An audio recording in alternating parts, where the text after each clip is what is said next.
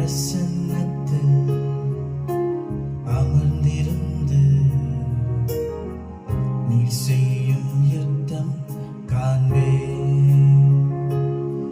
என் பலத்தினால் ஒன்றுமாகாது, என் சுயத்தினால் ஒன்றும் நடக்காது. உந்தன் பிரசன்னத்தால் கூடுமே, உந்தன் பிரசன்னத்தால் கூடுமே.